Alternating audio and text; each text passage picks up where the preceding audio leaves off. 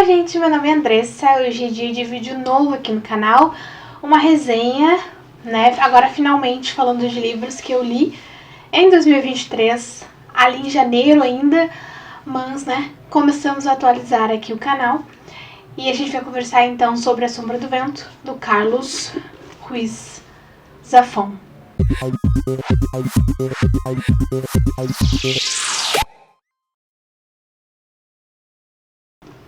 Bom, essa foi uma leitura e tanto pra mim. Foi meio que uma jornada, assim, né? Porque a cada dia eu tentava ler, nem que seja, né, 2, 3 páginas por dia, pra não perder o ritmo, pra não perder o embalo e realmente mergulhar nessa história. E foi exatamente isso que aconteceu. Mas começando do princípio, então, né, como eu disse, esse livro é A Sombra do Vento, do Zafón. Acho que muita gente conhece o autor, né?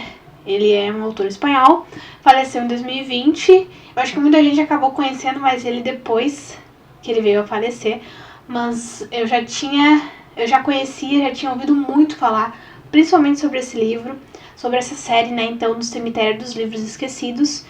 E pensei, bom, né, enrolei demais e tá, então, né, na hora de ler esse livro, e foi isso que eu fiz. Mas falando da obra em si, né, então, esse é o primeiro livro do Cemitério dos Livros Esquecidos, e a gente tem aqui a história do Daniel Semperi e principalmente desses dois personagens, do Daniel e do Julian Carax.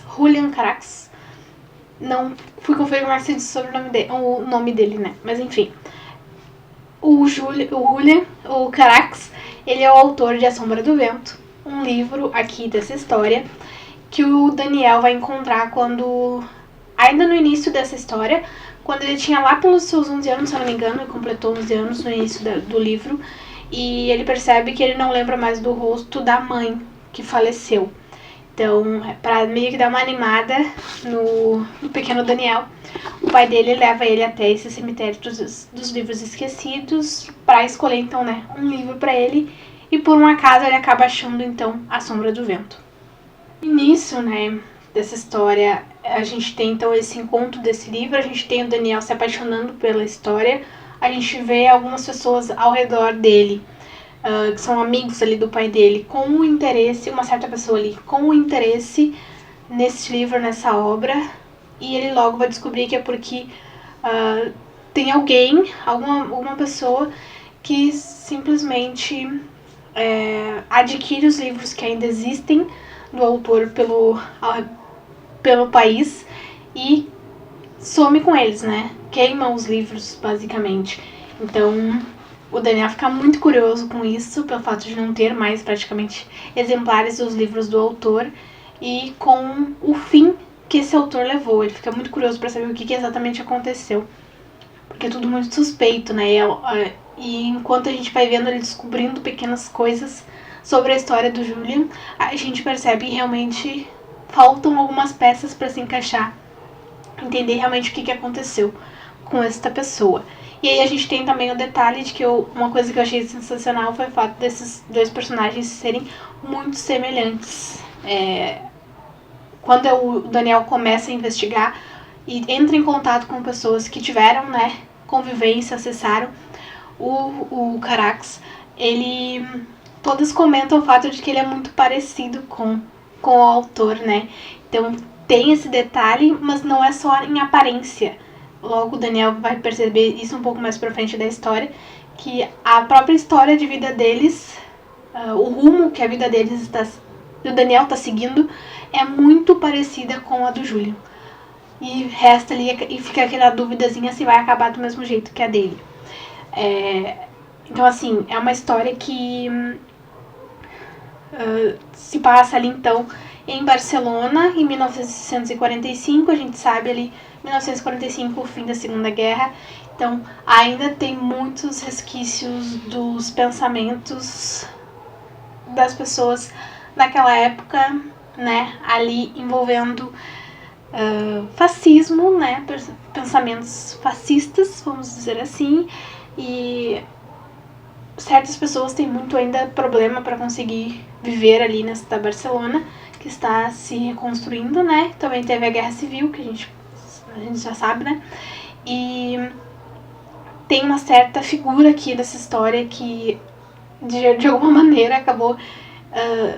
a gente vai descobrir que ela está inserida em todos os problemas que foram causados, tanto na vida do Julian quanto na vida do Daniel, mais pra frente, não do Daniel, mas também de uma certa pessoa que se tornou amigo dele, né, que ele acabou ajudando, que é o Fermin, que era um morador de rua e foi muito perseguido pelo Fumero, que é um policial, e como eu disse, ele está envolvido em todos os problemas dessa história, né. Mas como dá pra ver, no início parece uma simples história de um jovem que gosta de literatura, que é filho de um dono de uma livraria e que, né, tem essa fixação por esse autor, pelos livros dele, e que vai crescer e vai construir a sua história. Mas logo, né, essa obsessão do Daniel pela história do Julian, pelos livros dele, pelo que aconteceu com ele, torna essa história, faz com que essa história tenha um crescimento, assim, muito incrível, assim. A gente fica, pelo menos eu no início, eu pensei, puxa, é só isso. Mas aí quando começa a investigação, quando a gente começa, né, a organizar os fatos, a história fica, assim, sensacional e se torna realmente um livro incrível. E eu entendi porque tantas pessoas têm esse livro, têm A Sombra do Vento como um seu livro, né, um dos livros favoritos das suas vidas, né. Talvez, pensando, eu sempre paro um pouco pra pensar sobre essa história, né, por essa questão de que talvez também seja um dos meus favoritos, assim, um dos melhores livros que eu já li. Não é o melhor, mas eu entendo o fato de muitas pessoas terem muita consideração por essa história, porque realmente ela é incrível. De repente, uma história de um cotidiano de uma vida de um jovem que esqueceu o rosto da mãe se transforma em uma investigação, se transforma em muitos dramas e muitas suspeitas. Um personagem misterioso que aparece aqui do nada e a gente fica pensando que pode ter um pouco de magia envolvendo nessa história e talvez não tenha. E porque, né, surge aqui um personagem que vai entrar em contato com o Daniel quando ele descobre que o Daniel tem, né, em mãos A Sombra do Vento e tenta comprar o exemplar. E a gente percebe, Daniel vai perceber que ele é exatamente igual a um personagem que tem Na Sombra do Vento, no livro, né. Então, tem esses pequenos detalhes que tornam a situação um pouco mais quase realmente mágica, de certa forma um pouco, né, fica pensando se tem alguma coisa a mais. E eu achei sensacional. E a gente tem a questão de um assassinato aqui, a gente tem a vida misteriosa do Julian e mais pro final da história, então a gente vai realmente entender o que aconteceu desde o início até então o fim derradeiro dessa história. Realmente uma leitura muito incrível. Amei ter feito essa leitura, amei que, né, eu persisti e consegui terminar essa história. E, assim, fantástico, eu gostei realmente e espero poder ler outras coisas dele, quero ler. Não sei se vou ler os outros, porque eu sei que isso aqui é uma série, né, tem outros volumes. Não sei se vou ler a série, talvez eu dê uma chance, né, porque eu andei dando uma parada em séries, mas esse aqui eu acho que vale a pena ler. Então acho que vou continuar a ler O Cemitério dos Livros Esquecidos e ver o que acontece, também outras obras do autor, né. Comecei um pouco tarde, infelizmente, depois, né, que o autor faleceu, mas os livros ainda estão aí, as obras ainda existem, então, né, pretendo ler cada uma delas. E é isto. Esta foi, então, uma das primeiras leituras de 2023. Comecei 2023 muito bem, como dá pra perceber. E, enfim, uma leitura incrível. E também o começo das minhas marcações, né? Eu comecei a anotar as coisas da história pra mim não esquecer de absolutamente nada. Apesar dessa história, eu realmente não esqueci. Eu ainda lembro de muita coisa que eu li nesse livro. Talvez porque tenha passado um pouco menos de um mês, mas... enfim... tem livros que a gente simplesmente não consegue esquecer e fica na nossa mente, assim. Eu acho que esse aqui vai ser um caso desses aí, entendeu? Então, foi isso. Mais uma leitura incrível, meu primeiro contato com o Zafón.